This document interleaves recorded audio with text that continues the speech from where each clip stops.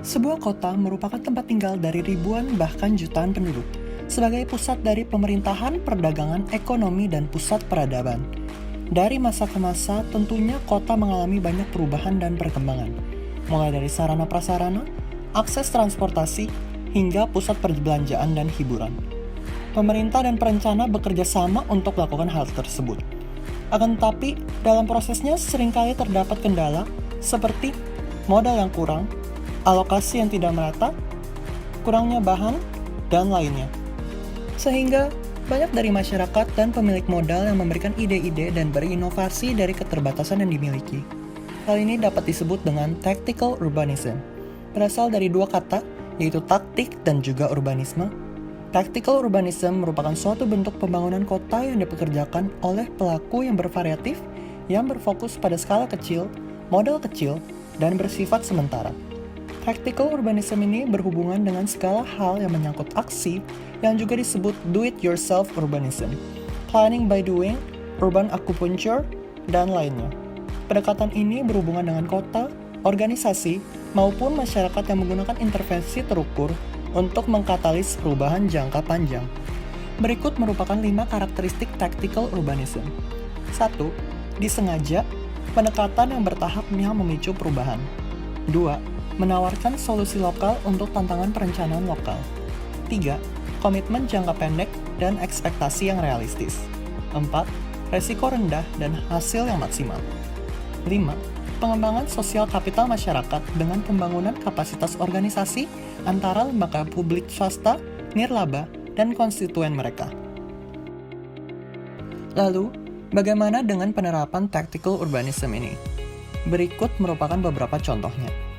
Yang pertama adalah Biscayne Green Pilot Project di Miami, Florida. Pada tahun 2017, dengan hasil kerjasama antara Street Plans dengan Miami Downtown Development Authority menghasilkan Biscayne Green Pilot Project.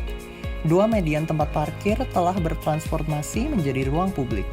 Median pertama diubah menjadi taman terbuka, taman bermain anak-anak, taman untuk anjing, dan area duduk. Median kedua menampilkan aspal yang dicat dan lampu gantung, dan digunakan untuk tempat pedagang, pertunjukan musik, dan tarian. Yang kedua adalah Green Belt Alliance Demonstration Project di San Jose, California. Diinisiasi oleh Green Belt Alliance, proyek ini bertujuan untuk menyuarakan visi masyarakat untuk masa depan, yaitu membuat lingkungan yang dapat dilalui pejalan kaki, akses ke taman, sistem transit, dan kawasan bisnis yang berkembang. Pada proyek ini terdapat 2 tahapan. Proyek pertama dilaksanakan di Scott Street dengan membuat tanda sementara di jalanan untuk para pesepeda, bengkel sepeda pop-up, dan pesta blok bertema sepeda. Dengan adanya proyek ini, maka dapat memperbaiki infrastruktur bersepeda di sepanjang Scott Street. Proyek kedua dilakukan di sebuah gang di belakang pusat perbelanjaan bernama Business Circle. Tempat yang pada awalnya sering dipenuhi sampah diubah menjadi tempat berkumpul untuk komunitas dengan adanya pembuatan mural, tempat duduk, dan landscape yang menjadikan tempat ini lebih hidup dan berkembang. Lalu di Indonesia kita memiliki Kampung Pelangi Lokasari.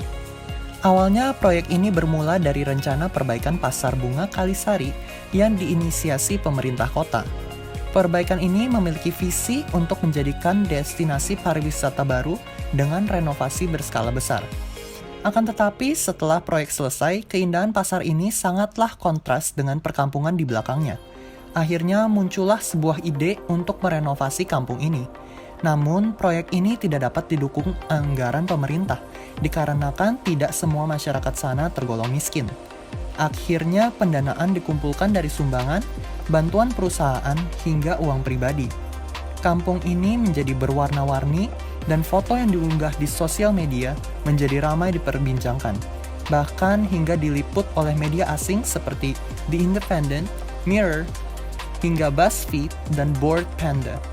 Tempat ini menjadi ramai wisatawan, dan ekonomi di sana membaik dengan penjualan souvenir dan makanan.